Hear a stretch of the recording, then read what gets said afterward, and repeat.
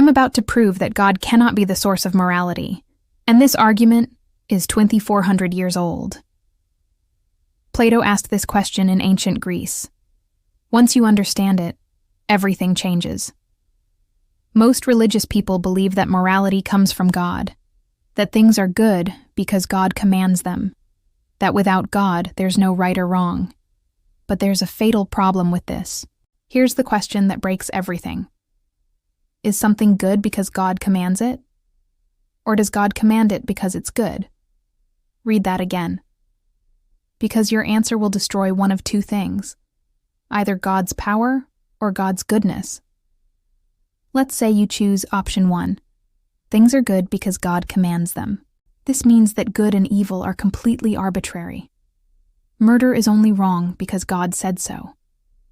But here's the problem. If God commanded murder tomorrow, would murder suddenly become good? If morality is just whatever God says, then God could command torture, genocide, rape, and those things would instantly become moral. This means good is just a meaningless label.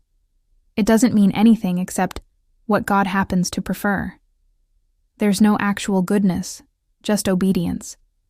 God becomes a cosmic dictator, and morality becomes nothing more than might makes right. If you say God wouldn't command evil, you're admitting that there's a standard of goodness that exists outside of God's commands, something God himself must follow. So let's try option 2.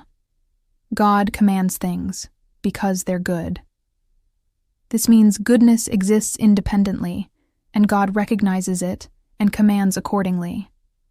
But now we have a different problem. If goodness exists independently of God, then God is not the source of morality. Morality would exist even if God didn't.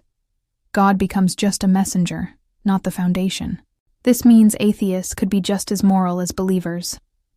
They're accessing the same independent standard of goodness that God accesses. God is no longer necessary for morality. You have to choose.